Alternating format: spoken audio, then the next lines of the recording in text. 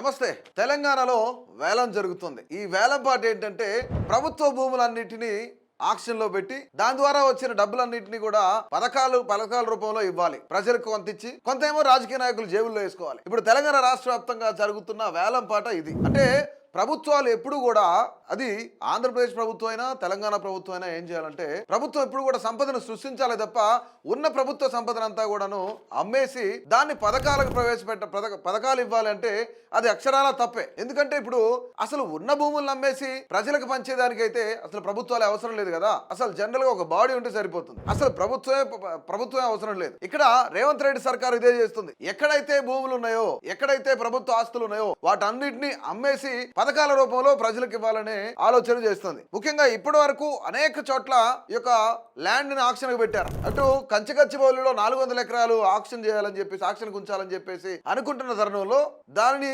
విద్యార్థులే ఉద్యమకారులుగా తయారయ్యి దాన్ని బట్టబయలు చేశారు. పూర్తిగా దాని జోలికి వెళ్లకుండా చేశారు. సో అలాంటి తెలంగాణ రాష్ట్ర వ్యాప్తంగా చాలా జరిగినాయి. ఒకవేళ నిజంగానే పథకాలు ఇవ్వాలంటే ఖచ్చితంగా రేపు రానున్న రోజుల్లో ఏ outer ring road, already outer ring road ఇచ్చేసారు అనుకోండి, అమ్మేశారు అనుకోండి, అది వేరే విషయం. ఒకవేళ చార్మినార్ అమ్మినా అమ్మేస్తారు వీళ్ళు. ట్యాంక్ బండ్లో ఉన్న బుద్ధుడి విగ్రహం అమ్మినా అమ్మేస్తారు. ఇంకా నయం చౌహమల్లా ప్యాలెస్ కూడా అమ్మే అవకాశాలు ఉన్నాయి. సో ఒక్కసారి తెలంగాణ రాష్ట్ర వ్యాప్తంగా ఎక్కడెక్కడ యాక్షన్ జరిగిందో మనం ఒకసారి చూద్దాం. కూకట్పల్లిలో మనం చూసినట్టు కేపీహెచ్పీ కాలనీకి సంబంధించి దాదాపుగా 7.8 ఎకర్స్ అనమాట. ఈ 7.8 ఎకర్స్ కి గాను 547 కోట్ల రూపాయలు వచ్చినాయి. సో ఇదంతా ప్రభుత్వం ఖర్చు పెట్టింది ఈ డబ్బులు కూడాను. దాని తర్వాత 66 ఎకరాలు, ఇది ఎక్కడంటే ఉస్మాన్ సాగర్ దగ్గర 66 ఎకరాలకు గాను ప్రభుత్వం ఏం ఆలోచిస్తుంది, 3,000 కోట్ల పైనే వస్తుంది దీనికి ఆదాయం.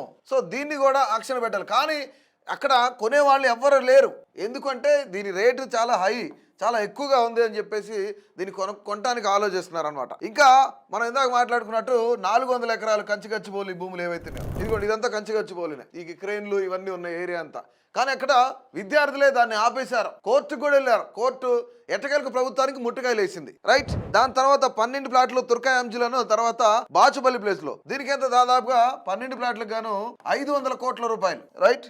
ఇది కూడా ప్రస్తుతానికి రన్నింగ్ లోనే ఉంది. ఎందుకంటే ఇది కూడా ఎక్కువ మొత్తంలో ల్యాండ్ రేట్ ఉందని చెప్పేసి ప్రజలు ఆలోచిస్తూ ఉన్నారు. దాని తర్వాత ఇంకొకసారి మనం చూసుకున్నట్లయితే నల్గొండలో హౌసింగ్ బోర్డు కాలనీకి సంబంధించిన ప్లాట్లు, ఎన్ని ప్లాట్లు అంటే 12 ప్లాట్లు అనమాట. ఈ 12 ప్లాట్లకు గాను ఆల్రెడీ 9 కోట్లు వచ్చినాయి. ఇది ప్రభుత్వ ల్యాండ్, దీన్ని కూడా అమ్మేశారు. రైట్. దాని తర్వాత ఫ్యూచర్ సిటీ నెక్స్ట్ మంత్ అక్టోబర్లో ఉందన్నమాట. ఫ్యూచర్ సిటీ అక్టోబర్లో ఉంది. దీన్ని ఏంటంటే ఒక సైబరాబాద్, ఒక హైదరాబాద్, ఒక సికింద్రాబాద్, ఎట్లయితే ఈ 3 టౌన్లు అయినాయో, సైబరాబాద్ కట్టింది చంద్రబాబు నాయుడు, అలాగే హైదరాబాద్ని డెవలప్ చేసింది చంద్రబాబు నాయుడు, ఇలా ఏ విధంగా చెప్తున్నారో రేపు పొద్దున ఫ్యూచర్ సిటీని డెవలప్ చేసింది, ఫ్యూచర్ సిటీని పరిచయం చేసింది రేవంత్ రెడ్డి అని చెప్పుకోవాలనేది రేవంత్ రెడ్డి ఆశ. రైట్. ఇంకా మనం చూస్తే సంగారెడ్డి సిద్దిపేటలో ఒక 10 ప్లాట్లేమో 200 గజాల ప్లాట్లు, మరొక 10 ప్లాట్లేమో 266 గజాలు, 66 గజాలు అనమాట. సో దీనికి గాను ఒక చదరపు గజానికి 10,000 రూపాయల రేట్ అని చెప్పేసి ప్రభుత్వం ఆల్రెడీ పేపర్లో అడ్వర్టైజ్మెంట్ ఇచ్చింది. అంటే ఎక్కడైనా సరే ప్రభుత్వాలు సంపదను సృష్టించాలి. ఉన్న సంపదను అమ్మేసి ప్రజలకు పంచుతామంటే ఇది ప్రభుత్వం ఉన్నా ఒకటే, లేకపోయినా ఒకటే. ప్రస్తుతానికి తెలంగాణ రాష్ట్ర వ్యాప్తంగా కూడా ఈ ల్యాండ్ల ఆక్షనే జరుగుతుంది. అమ్మిన డబ్బన్నింటినీ కూడా, అంటే రీసెంట్ గా నేను పేపర్లో చూశాను అనమాట. రీసెంట్ గా ప్రముఖ వార్తాపత్రిక దాంట్లో రాశారు ఒకటి, ఎందుకు ల్యాండ్ ఆక్షన్ చేస్తున్నారంటే విద్యార్థుల ఫీజు రియంబర్స్మెంట్ పే చేయడానికి ల్యాండ్ ఆక్షన్ పెట్టారంట. అంటే ఇలాంటి ప్రభుత్వం ఉన్నా ఒకటి, లేకపోయినా ఒకటే. ఇలాంటి ప్రభుత్వాలు అవసరం లేదు. అసలు సంపదను సృష్టించాలి, ప్రజలకు పెట్టాలి. ప్రజల దగ్గర ఉన్ననో లేదంటే ప్రభుత్వం దగ్గర ఉన్న ప్రభుత్వ భూములు ఏవైతున్నాయో ఈ భూములన్నింటినీ లాగేసుకొని అమ్మేసుకొని వాళ్ళ ఉచిత హామీలు ఏవైతే ఇచ్చారో ఆ ఉచిత హామీలను అమలు పరచడానికి అయితే ప్రభుత్వం ఇక్కడ పనిచేయాల్సిన అవసరం లేదు. ఒక జనరల్ బాడీ ఉంటే సరిపోతుంది. రైట్. నిజంగానే తెలంగాణ ప్రభుత్వం చేస్తున్న ఆక్షన్ కానీ ల్యాండ్స్ అమ్మకాలను కానీ వీటిపైన మీ అభిప్రాయం ఏంటి?